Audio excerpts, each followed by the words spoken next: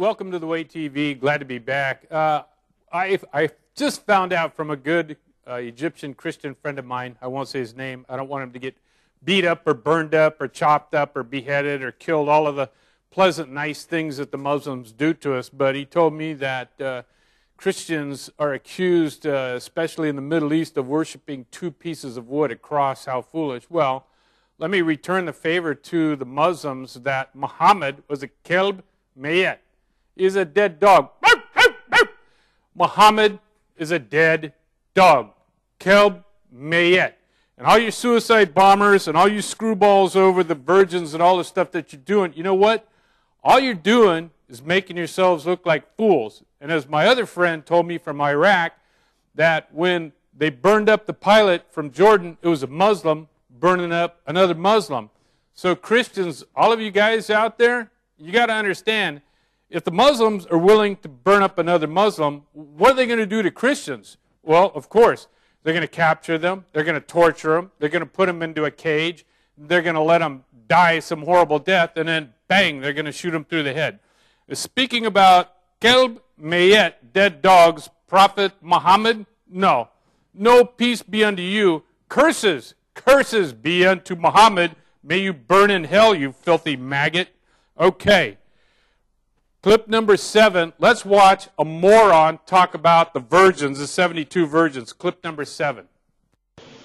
Some translations of Quran, heaven is mentioned as a place in paradise for men, where they are having big-bosomed women who are perpetual virgins with brown eyes. Is this true? First of all, I'll ask you, is it true? No. I don't know about the translations. I can't speak for the translations, but I can say there is no place in Quran that says heaven is for men. Absolutely not. And there are many things to the contrary. We know very well that heaven is, Jannah as we call it, is for people who gain Allah's mercy and have deeds that merit such are granted the paradise, the eternal bliss, as in other religions basically describe it more or less. And then we're going to go to clip 11, and we'll see indeed that according to this Islamic guy who thinks Muhammad is a great prophet, but I think Muhammad is kelb mayet, a dead dog. He's dead. He's a dead dog. You guys in Islam, you worship a dead dog named Muhammad. All right, clip number 11.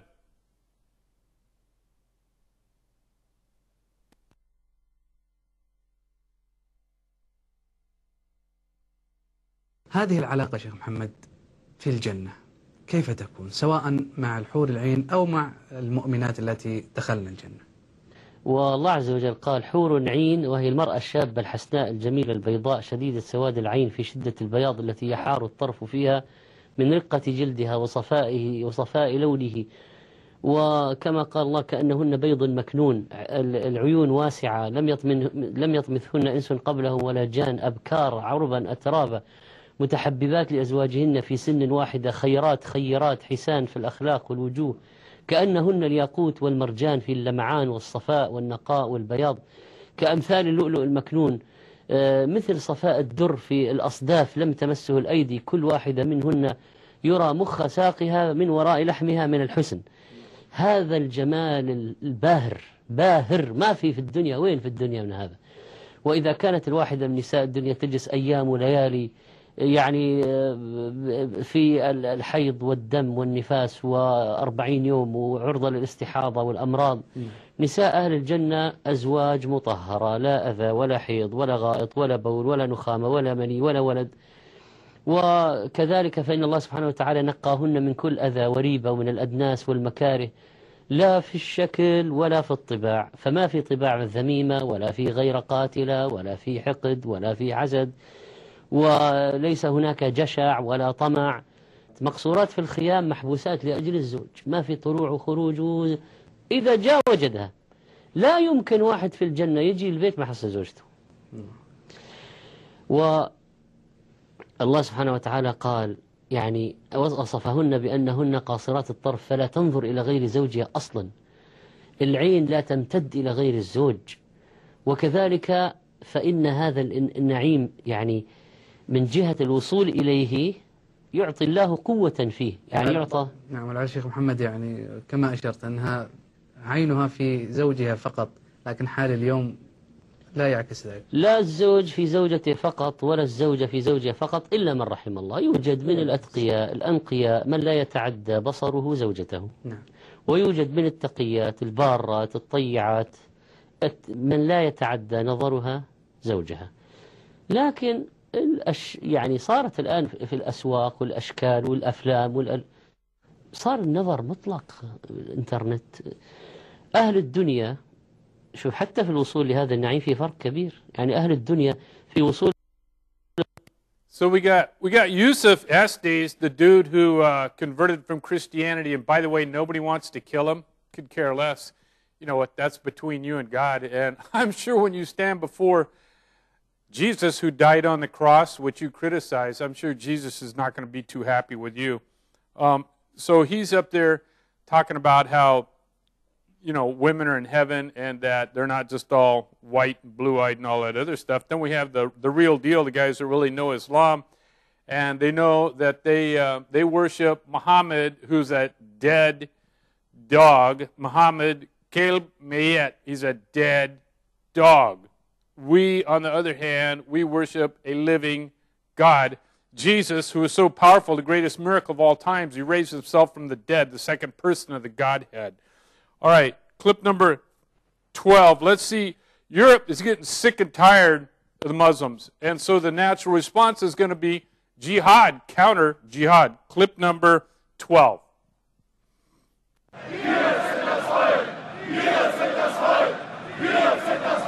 Trotz Regen, trotz Kälte. In Dresden hat die Pegida-Bewegung weiter Zulauf erhalten. Eine Rekordanzahl von 18.000 Menschen versammelten sich am Montagabend in der sächsischen Landeshauptstadt, um gegen die vermeintliche Islamisierung des Abends. It's in German. The only reason I'm showing it, that's Pegida, the people of Europe against the Islamization of Germany and France and whatnot. And that is huge. That is gigantic. And is my prophecy, my prediction, if you will, that the lunatics who worship a dead dog, Muhammad, Kalb Mayet, that the people of Europe are going to burn down all the mosques in Europe within 5 years. Now, we've got from the Hadith, we know that Aisha, his 6-year-old wife of Muhammad, the dead dog, Kalb Mayet, the dead dog, Muhammad, curses be upon his name. And all you Muslims that want to kill me, hey, take a number, get in line, make my day. It doesn't bother me. You guys have been trying for years and you haven't gotten me. And frankly, if you kill me, then I go to Jesus faster. Wow. How's that for a Yeshua Akbar? So we know that Muhammad, the dead dog that killed Mayet, was a wild man, a crazy man, according to his own wife. He was bewitched. Bukhari, volume 7, number 660. Aisha, magic was worked on Muhammad so that he used to think he had sex with his wives, all of his wives, while he actually was not. He was under the effect of magic. So the Kalb Mayet, the dead dog, Muhammad, who's dead, down in hell now, he's on fire for Jesus. Dude's a screwball. Okay, clip number 13. Clip number 13. In the heart of Paris, the Place de la République, emotions swirled. This sort of scene was being played out across the country, but here, the sheer weight of numbers told its own story. At times somber, at times defiant. Amongst the crowd, the shock of the day's events was palpable. You know, it's like we all take a bullet. They kill people, but all French people take a bullet today. And I'm very, very happy to be here and see all these French people be here all together. We don't really want this type of event to occur again here. No one feels safe anymore, and whether you're Muslim or not, whether you're a journalist or not, no one wants to be walking around thinking someone can shoot you because you don't think the same. It was really important for all of us to be there and to show to the world that we were all together to to face this big issue for our country. Sad of what happened today, but not worried. I'm convinced that in France we are able to fight against this kind of terrorism that we unfortunately had to fight in the past. We are French, and it's important for us the liberty, the democracy. So we have, I think that all the people all around the world have to be here. There are real fractures in French society over issues like immigration and how Islam is best expressed and integrated within society. The test for France lies... Islam, that's crazy. Islam is not going to integrate in with any society. It never has for 1,400 years.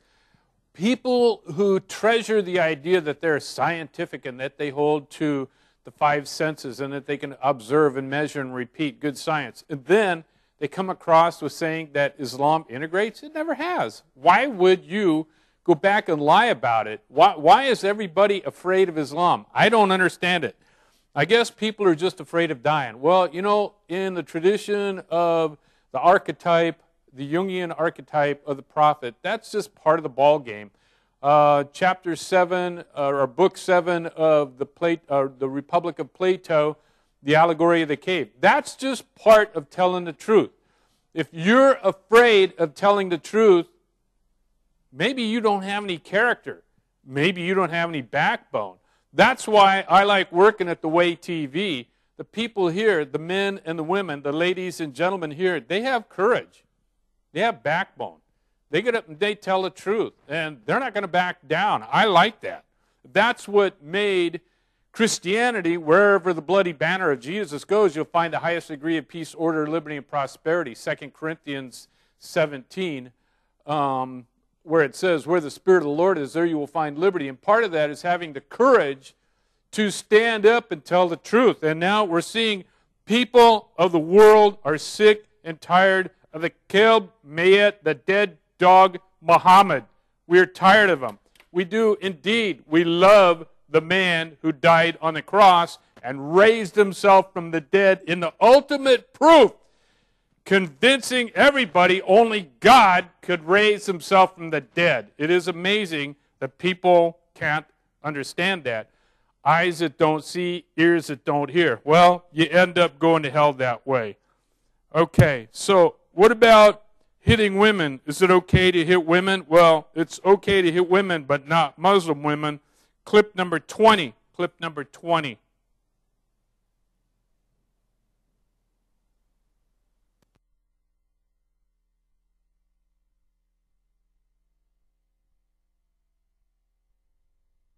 عملت دراسة من دراسات في 7 مناطق عشوائية في القاهرة، في منطقة في فلسطين، في منطقة في الكويت، في منطقة في الأردن، وفي منطقة في سوريا. وأنا عاوز أقول لكم إنه كان عندي حاجة غريبة جدا، أكن في أنا سميتها حتى ثقافة كابل الكهرباء. ثقافة كابل الكهرباء دي إيه؟ الرجالة دول ما يعرفوش بعض، يعني الراجل ده وده وده ما يعرفش التاني. من الستات اللي أنا شفتهم كانوا بيضربوا ستاتهم بكابل الكهرباء، لأن كابل الكهرباء عريض وبيضربها هنا. القانون عندنا والشريعة الإسلامية عندنا ملهاش دعوة بموضوع الضرب، بس بتعالج لو واحد ضرب مراته. طب هنعمل ايه؟ لو انت ضربت مراتك يا حبيبي، لو ضرب خفيف عشان الامور تسير بينا، خلاص يعفو عن الضرب الخفيف ونقول له ليس هذا هو اعتداء وانما هذا هو تأديب. قصدك ايه الضرب الخفيف بقى؟ الضرب يعني الخفيف احب اعرف هو ايه الضرب الخفيف قانونيا يعني ولا الضرب الخفيف قانونا. الضرب الخفيف قانونا احنا اصلا ما نتطرق في الحته دي. بس انا هقول لحضرتك حاجه، اصل هو ممكن يكون ايه، واحد بس بيعمل لمراته كده بس ايده زي المرزبه يعني تتألم جسديا ونفسيا، يعني هي الفكره يعني الضرب الخفيف اللي هو غير مفحش هو الذي لا يترك علامه، وهو الذي لا يكسر عظما ولا يدمي لحما ولا يقطر دما. هذا هو الضرب الخفيف. بعض الستات مش هينفع معاهم غير الضرب، وبعض الرجاله ما ينفعش. على فكره بعض الستات ما ينفعش غير الضرب، مش عايز اقول كل الستات. يعني واحد دخل ايه امراته داخل من شغله وجعان وليه مراته قاعده تتفرج على التلفزيون. All right, now look. the dead dog, the Caleb Mayet, the dead dog Muhammad, you know, that dirtbag that's in hell right now. All the things, you know, burning up people, killing, raping people. How do you lightly beat somebody? You don't leave marks. Hey, come on, dude. I was in the Marine Corps for 9 years. I can punch somebody in the gut and not leave a mark. They're going to hurt like hell. I have never hit a woman. I would never hit a woman. And yet, this is all part of Islam, a light beating. Okay, look. I will convert to Islam. I will convert to Islam if you can convince me of 3 miracles that dead dog, Caleb Mayet, Muhammad did equal to what Jesus did. Jesus enabled the blind to see. Muhammad never did that because he's a Caleb Mayet, he's a dead dog. Am I saying that right? Caleb Mayet? Who cares? Everybody's scared to death. I don't care. All right, Jesus healed the blind. Jesus healed the deaf. Did the dead dog, Caleb Mayet, Muhammad, did he ever heal, make the deaf hear? What about the lame? Did Muhammad ever do a miracle where he caused the lame people to leap, to get up and run? No. Did Muhammad ever take a couple of fish and loaves of bread and feed 5,000? He's a dead dog. He's a false prophet. He's a screwball who believed in beating women for not having sex, as we just saw. And the 72 virgins. You get boys too. Did Muhammad ever go on a cross, was crucified as part of his plan to save the whole world and to make the world a safer place and to raise himself from the dead?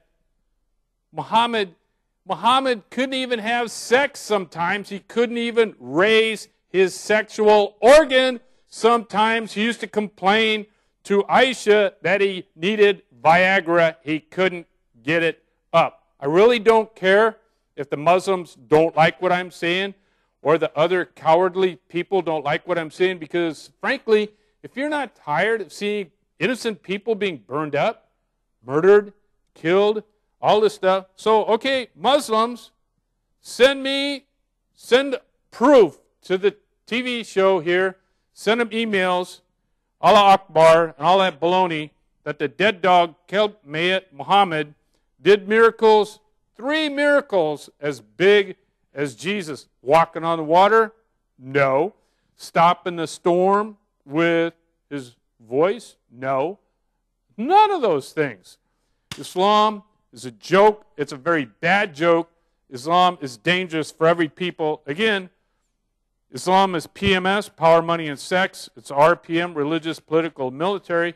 It's MPH, Muslims per host. When the Muslims reach about 10% of the host nation, 100% of the Muslims join together and then kill everybody. And eventually, like you're seeing with Pegida, the people of Europe against the Islamization there, they do DAMN, deport all Muslims now. That's going to happen.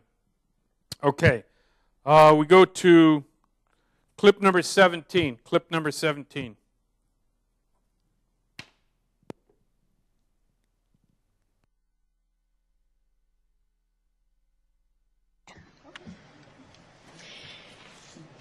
Ladies and gentlemen, my name is Ingrid Carlqvist and I was born 1960 in Sweden, when the Social Democrats were going to rule forever and ever, and our country was the nicest and safest and most progressed in the world. Now I live in Absurdistan, a country that has the highest figure of reported rapes in the world, hundreds of so-called exclusion areas, where people live outside the Swedish society, and with newspapers that hide all these horrible facts to the people. I feel just like Dorothy Gale in The Wizard of Oz.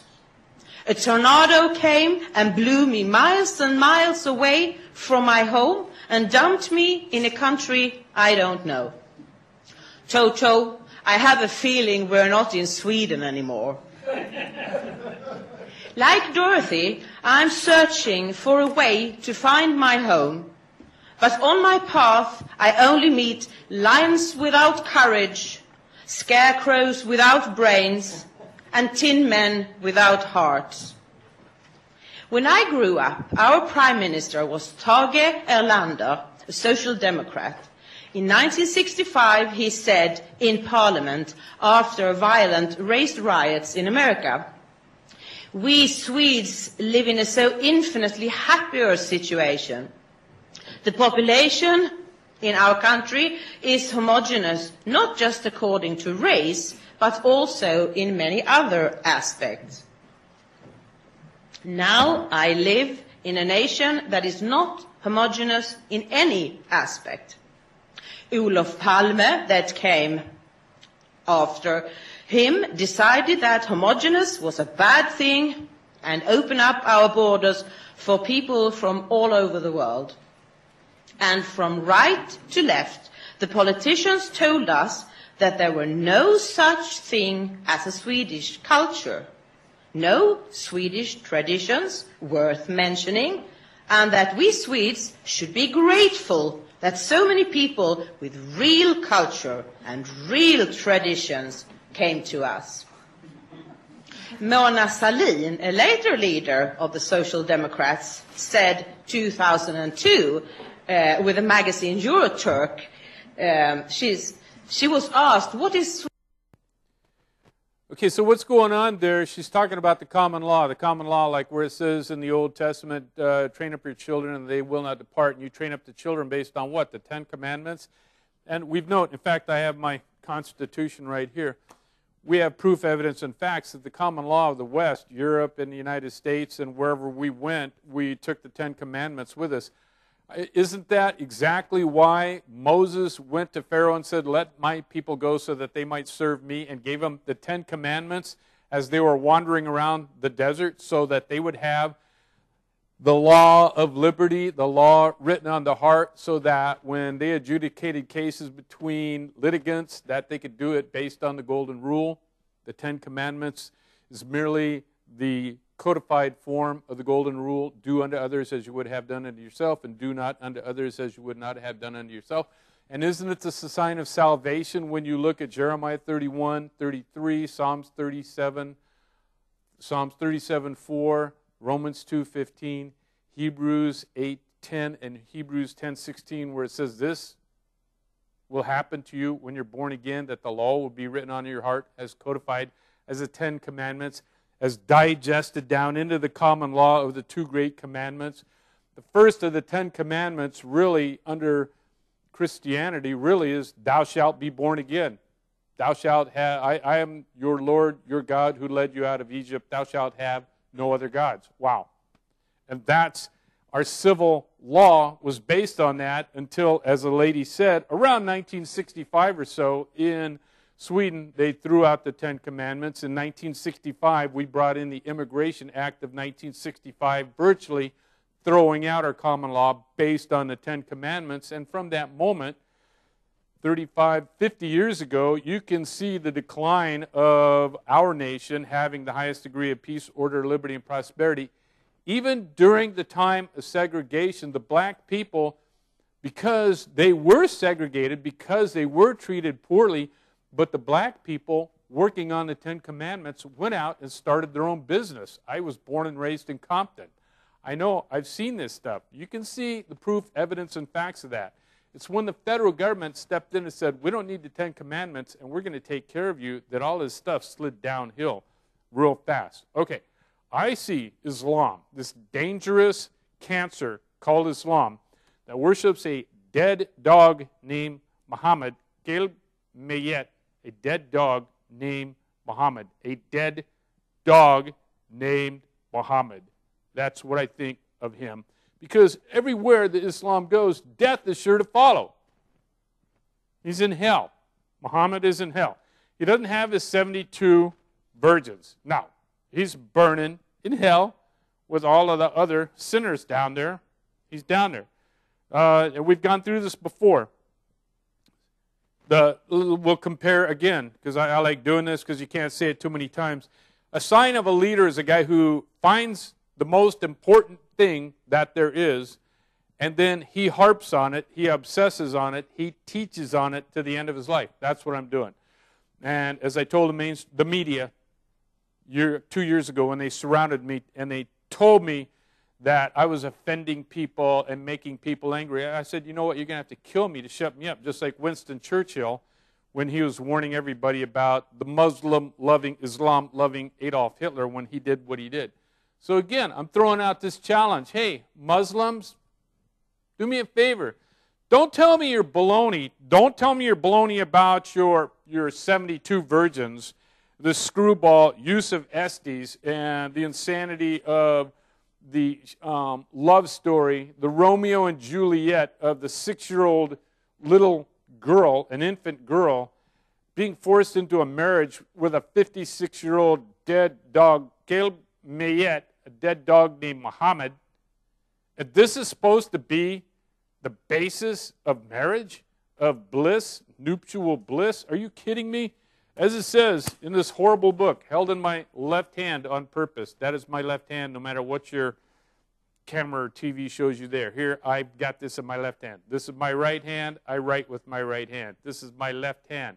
22 times in this filthy, rotten book called the Quran, that's all about a dead dog, Caleb Mayet, named Muhammad. 22 times it says, if you're a good Muslim, do what Muhammad did. Well, evidently, that means the dead dog, Caleb Mayet religion of Islam means 56-year-old men should marry 6-year-old girls. That is sick. That is perverted. Clip number 4. Clip number Arba. Clip number 4. White French being beaten up by predominantly Muslim immigrant gangs. Violent crime can happen anywhere and to anyone, and for many reasons. But in parts of France, it has become especially dangerous to be white. There are parts of France where the native French are no longer welcome. Muslim immigrants consider it their territory, and whites enter at their own risk. The French call them sensitive urban zones. They're no-go zones where the police don't enter or don't enforce the law. They're little Muslim caliphates inside the borders of France. And it's like that because these parts of the country are in the hands of drug traffickers, gangs, and imams. This French report says almost 1 in 5 Frenchmen have been victims of racist insults or worse. A few cases have even gone to trial. Some of those who launch racist attacks on whites use Islam as the reason they do it. They may not even speak Arabic, but they still use Islam as a flag. Tariq Yildiz, a French sociologist, has written the book Anti-White Racism. Yildiz is not native French, but is the son of Turkish immigrants. My book is viewed as politically incorrect and breaks a taboo, the idea that immigrants could oppress whites. It's a reality for this Frenchman named Max. He's been attacked more than once by immigrants and still has a bruise under one eye from the latest attack. Max sports an American accent after living in the U.S., but he's French and has joined Generation Identitaire, a youth movement united around the defense of French culture and white French identity. Well, basically, we're a youth movement that aims to promote, preserve, and protect our local, national, and European identities. This video shows Generation Identitaire members training for self-defense. Well, we encourage all our members and militants to keep a certain level of physical fitness. Self-defense is a part of it, obviously. As the French left's grand experiment in multiculturalism goes up in flames, some quarters of French society are dividing into tribalism and ethnic identity. Pierre Cassen and Christine Tesson are anti-Islamization activists. The French people are increasingly living in fear. They fear the imposition of Islamic law and the organized violence against any French person, including the police. More and more Islamists threaten riots, assault, and try to impose Sharia. They attack the police. The Republic is in danger. This French news report shows Generation Identitaire members out on a security patrol. Yildiz says by ignoring the problem of immigrant attacks on whites, the French establishment and media are only helping to ensure that more whites will seek out groups like Generation Identitaire for protection. If the state will not punish these people and the media will not talk about it, the victims will get increasingly frustrated and could become racist, and then we will have a confrontation. Not only is the problem being ignored, the French left and many mayors actively promote the growth and spread of sectarian Islam, for good reason. Muslims have become an important constituency of the left. 90% voted for Socialist President Hollande in the last election. Former Muslim Pascal Halout wanted to show us the mosque in the Paris district of Barbès that the mayor's office is paying to renovate. The name of the mosque is in Arabic, so perhaps the French don't realize they're paying to renovate a mosque named Conquest. So this is like another country inside France, yeah? Yeah, the Lebanization, the liberalization or Balkanization of France is beginning already with the help of the state of France. Lebanon. It's a word some use to describe France's future as a nation divided and engulfed in sectarian conflict.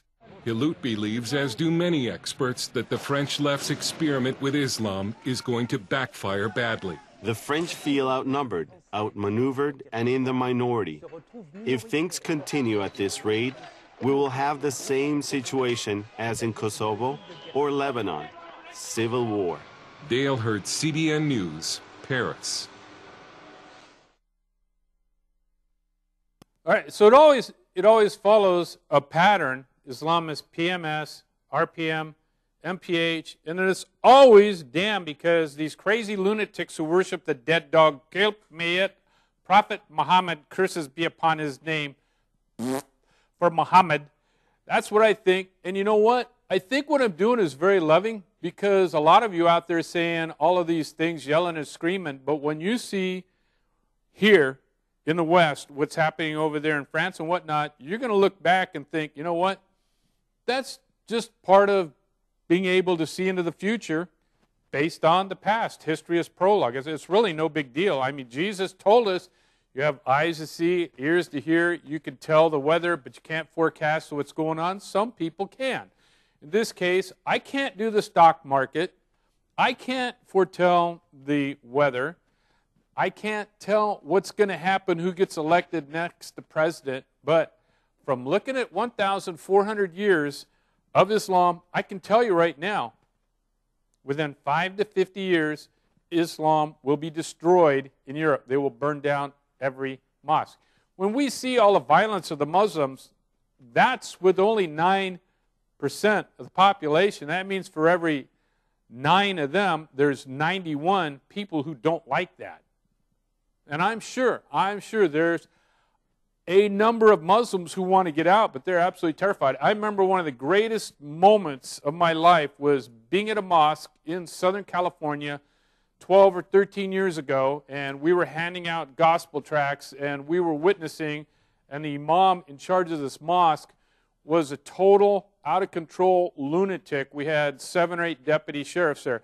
Actually, he was a good Muslim because according to the Quran, a good Muslim, 22 verses in the Quran say that a good Muslim is a very bad person. And this imam in Southern California was a very bad person. He wanted to kill us. If we didn't have the 7 or 8 deputy sheriffs there, he would have killed us. He would have been a good Muslim being a bad person, according to the West or Christianity. His daughter was there. Somehow we identified this girl in a burqa and veil was his daughter. And I remember standing there watching. I had the gospel tracts in my left hand. And I watched out of the corner of my eye as this burqa and veil got closer and closer to me. I thought, well, I started praying, Lord, if she or he is going to blow me up, then I'll wake up in front of Jesus. Everything will be okay. It'll be worthwhile.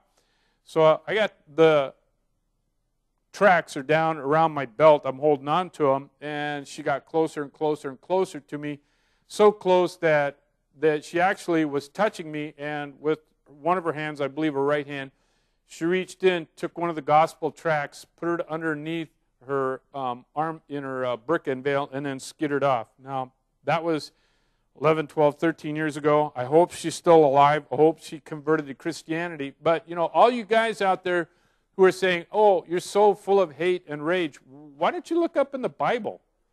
when Jesus saw the money changers and what he did to them, and the Greek word for inner man and the law written on the heart, that concept, the inner man, the law written on the heart, be ye angry and not sin. Why don't you look that up? The Greek word for that is thymus, T-H-Y-M-U-S. It's the seat of rage. And when we as Christians, people of the Bible, understanding that our civil law is based on the Ten Commandments, first, our relationship of coming to God, giving our heart to Jesus Christ, that vertical relationship to God, in the image of a wooden plank, if you will, or board. Wow.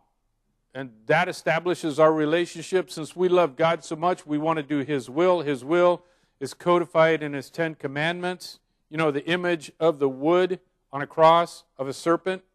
And then when Jesus was on the cross, at that point in time, wasn't He fulfilling the image of that serpent, taking all the sins of the world on Him? Makes sense to me. Now that's bona fide prophecy. I don't see anywhere in the Quran or a Hadith where they come up with any kind of prophecy like that. Okay, so we give our heart to Jesus. I am the Lord thy God who let you out of Egypt. Thou shalt have no other God but me. Give your heart to Jesus. Thou shalt be born again. Oh, okay. Well, all right. That fits in with the two great commandments, to love God with all your heart, mind, and soul. And similar to that, we have that second plank. Now we have one plank going vertical to God and a second plank in the image of a cross going to our relationship to mankind. Oh, to do unto others as you would have done unto yourself. Upon this rests all the law and the prophets. But the Mohammedans, the Muslims, worship a dead dog, Did Mohammed. And wherever they go with their common law, you see violence, as you saw in France and in Sweden. And wherever the religion of the dead dog Muhammad goes, you see the highest degree of hostility, disorder, slavery, poverty, and misogyny, on earth as it is in heaven, or on earth as it is in hell. And you see people all over the world, wherever Islam goes, Boko Haram in Africa, the Uyghurs in China, the Amirs of the Caucasus in Europe, Muslim Brotherhood in Europe and in the United States and Canada, Al-Qaeda, Taliban. Wherever you see the true adherents doing what did Muhammad do, you see violence, smacking and beating women, smacking and beating people who are innocent, smacking and beating women and having sex with them, Surah 434 in the Quran, when they don't want to have it. Wow. Show me in the Bible where it says you beat the hell out of your wife when she don't want to have sex. Oh, Muhammad, Allah Akbar. You beat the girls all black and blue. You're a wild man, such a madman. No, Muhammad, it is true. In a cavern without Khadijah, drinking camel pee, dwelt Muhammad, dreadful prophet, and his silly old burro. Hee-haw, hee-haw. Hey, what's the deal with the flying donkey? That's not a donkey, it's not a horse, but it's got wings. And Muhammad jumps onto this flying donkey, and he goes cruising all over the world. Oh, Allah Akbar. Tell me all about that. How about Yeshua Akbar? Okay. Clip number Hamsa, clip number 5. Clip number 5. Something else that Muslim immigration appears to have brought to Norway is what some here call a rape epidemic. Recent police statistics showed that in the capital of Oslo, 100% of assault rapes between strangers were committed by immigrant non-Western males, and 9 out of 10 of their victims were native Norwegian women. Some blonde Norwegian women have reportedly begun dying. Okay, we're going to come right back to that. Get ready. We're going to come. Okay, so when he's talking about these immigrants, he won't call them Muslims. The same thing in France, the same thing in Germany, the same thing everywhere in the world. They're called Asians or immigrants. They don't call them Muslims because they worship the dead dog, Prophet Muhammad, and they think they can go out and just slap the hell out of the girls, knock the girls down, and rape the girls. And then we, Christians, Jews, atheists, Buddhists, Hindus, when we don't like it and we protect our girls, then we're accused of being the evil guys. Let me get this right. You know what's really cool? I have many, many guns, all legal. I have many, many guns. I have a permit to carry. I do carry. It's a very peaceful thing. You know what's really interesting is the Muslims never try to attack me. I was in the Marine Corps for 9 years. The Muslims never try to attack me. Check that out in the Bible. There's another guy in the Bible. He did the same thing. He had many, many weapons. And he rebuilt the walls of Jerusalem. And as he stood there and he talked to Sanballat and Tobias, he also stood outside and talked to the descendants of Ishmael, the fathers of Muhammad, who are now the Muslims. And standing there with a sword, in accordance with the 10 Commandments, doing the 2 great commandments, to love God with all his heart, mind, and soul, and similar to that, to love his neighbor as himself, the Muslims, the fathers of Muhammad, never even tried to attack him.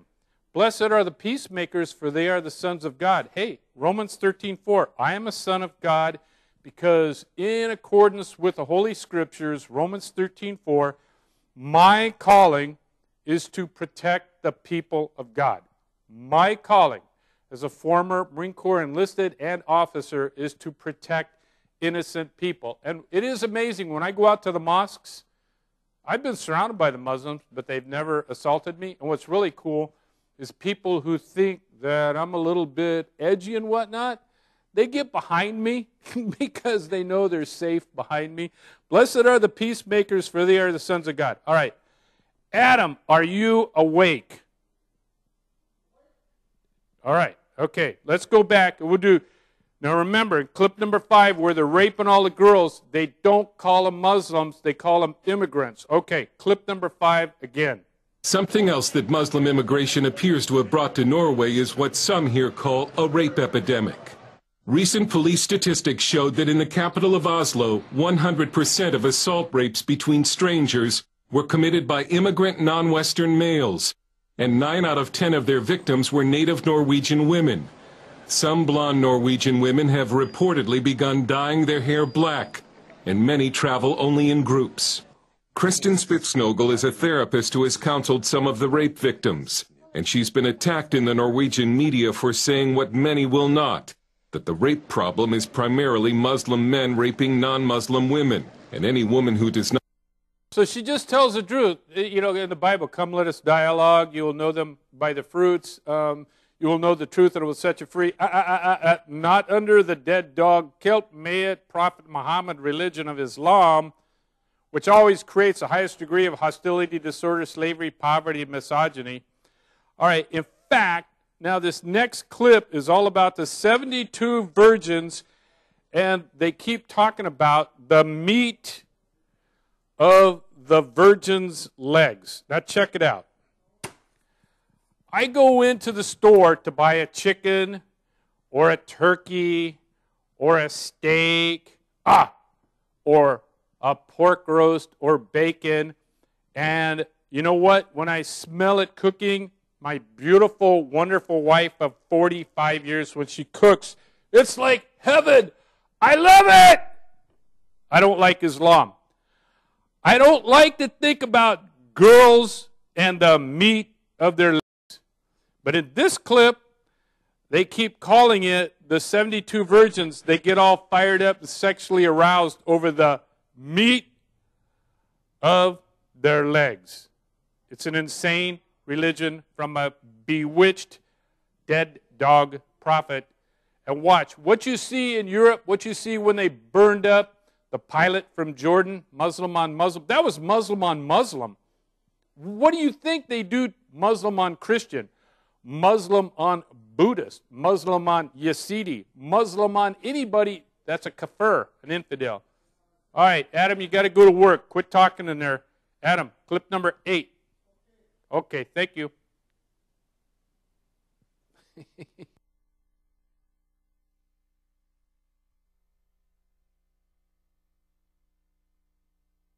सबसे कम दर्जे की जो हूर होगी वो सुनो जरा उसका तस्करा।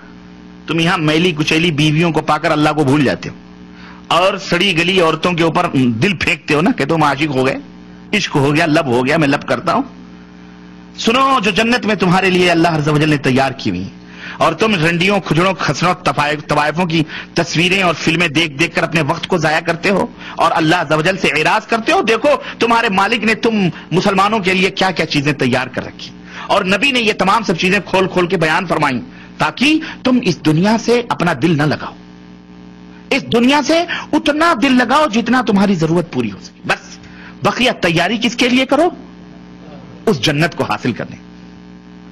तो अल्लाह के रसूल सल्लल्लाहु अलैहि वसल्लम फरमाते हैं कि कम दर्जे की हूरें जो होंगी उनकी आंखें गिलाफी होंगी, खूबसूरत गिलाफ जैसी आंखें उनकी हूर की होगी, और हर बीवी, जो भी बीवी वहां तुम्हारी होगी हूर, हर बीवी पर 70 जोड़े कपड़े के होंगे।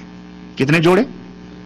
70 नहीं, 70 जोड़े कपड़े के, वो पहने हुए आराइश और जमाल के साथ वो गांव तकिया लगाए हुए तुम्हारे इंतजार में बैठी होगी।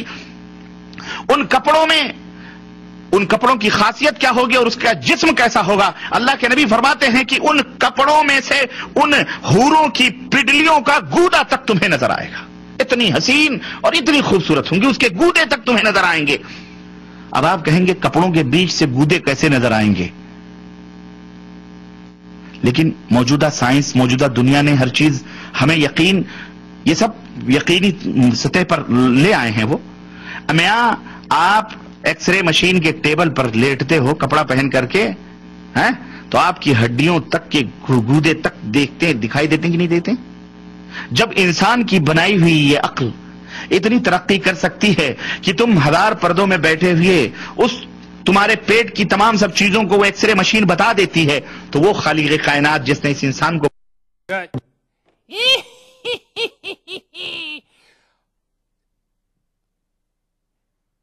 All right, I don't know if you caught the stuff there. So in their head, they're houris, which is where we get our word for whore, prostitute. The houris, he's talking about they got X-ray vision to look at the meat under the skin of the Uris, the 72 Uris. I mean, this is a screwball religion. All right, so I started this show, my good friend Magdi telling me that the Muslims criticize Christians because we worship 2 pieces of wood put together, the cross. Well, that's all in the Bible. That's all prophecy. That was all done thousands of years before Jesus was even born, and then Jesus fulfilled it, like when they were getting bit by the snakes out in the desert, and Moses made the cross and put the snake on it, representation so that 700, 800, 1,200 years later, that Jesus would fulfill that again. But again, Muslims, give me 3 miracles of the magnitude of Jesus giving sight to the blind, giving hearing to the deaf, making the lame to leap, feeding 5,000 people with a few morsels of food, raised himself from the dead, walked on the water, stopped the storm by just saying a few words. The guy that was Legion and had all of the demons inside of him, and he released the demons, and they jumped into pigs, and they jumped off of the cliff. It's crazy. The whole thing of Islam is violence, violence, violence. Those who hate God love death. Those who pray 5 times a day. You don't pray to the Christian God. You don't pray to the triune God, God the Father, God the Son, God the Holy Spirit. You pray to Satan. And that's why you do satanic, crazy things. And I know that a lot of you Muslims are ashamed of the 72 virgins. You're ashamed of beating the girls. You're ashamed of raping the girls. You're ashamed of Islam. You're ashamed of the kelb, the dead dog, the kelb mayet, wherever I put that. It's so crazy I can't even keep up with it. Kelb mayet. You can't keep up with it. All the crazy things. There it is. Kelb mayet. In the Hadith, Muhammad was a bewitched man. His 6-year-old wife said he was bewitched. A 6-year-old wife with a 56-year-old man. Now you tell me this guy is sane. If this guy was anywhere where we live, where we like living, with the highest degree of peace, order, liberty, and prosperity, based on the 10 Commandments, even though it's falling apart, there is still a remnant. There will always be a remnant of those who worship Jesus Christ. You can burn us up. You can chop us up.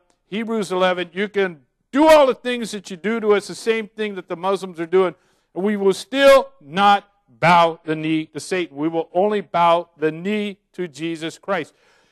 There are many of you Muslims who want to give your heart to Jesus, but you're afraid. All right, look.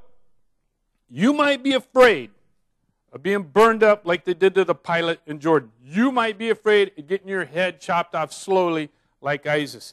You might be afraid that they're going to beat you up and rape you girls. You might be afraid, you might be afraid, you might be afraid. But Muslim, give your heart to Jesus. You know what you're going to have? You're going to have peace that passes understanding. I don't care. My wife doesn't care. My daughter doesn't care. My son does not care. If you guys kill me, we don't care.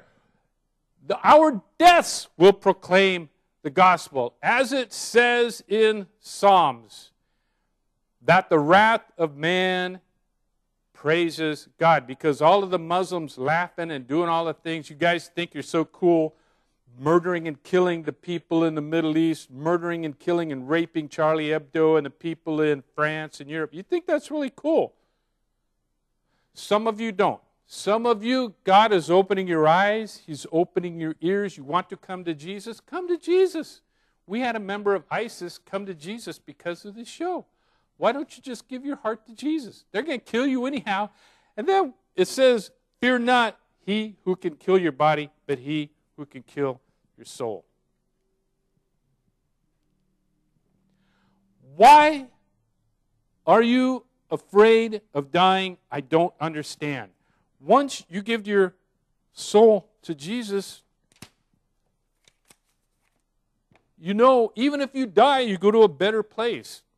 If I live, I can preach the gospel. If I'm killed, I can be with Jesus. But if I'm afraid, if I'm ashamed of Jesus, he's going to be ashamed of me. I'm making a prophecy. You watch France. You watch France. As France goes into a gigantic civil war, the whole world is going to go into a civil war. Because you understand, Islam is RPM, religious, political, and military. But when you get a good understanding of the whole gospel, you'll find out that the Bible itself, too, is religious, political, and military. And you will find out that there is a myriad of callings that you can have in the body of Christ. As Paul said, some are eyes, some are foot, some are ears, some are these different things. I am not called to be a pastor in the pulpit. And just like the king, I believe his name was Uzziah, he was a warrior king, and then he went into the temple and put on the robes of the priest, and he was stricken with something like leprosy. You see, because his calling was the same as David's. David was a man after God's own heart. Even though he did those horrible things, he did one thing right. He protected God's people properly with a sword in accordance with the 10 Commandments. Hallelujah. Cool. And then people who are called to be pastors, they can go out and they can preach the gospel. And even when I went out to the mosques frequently, having police or deputy sheriffs there in protection and protecting the other people who could witness, I ended up witnessing because the Muslims came over and wanted to ask me questions. When they did, I just said, Jesus is God. And when I go into the multitude of lawsuits I've been in federal court, and the judge says, Mr. Klein, why did you say what you said? And I just say, because it's in the Bible. And then he tells me, Mr. Klein, can you read that into the transcript in federal court that that is in the Bible? I do so, and I witness to God again. I don't care if you kill me. You Muslims, you criticize us Christians for worshiping two pieces of board that represent the cross of Jesus, the only being in the history of the world that did the miracle of all miracles, raised himself from the dead. And you guys worship a dead dog killed Mayet named Muhammad in hell. And I'm going to heaven to be with Jesus Christ and God forever. Until next week, adieu.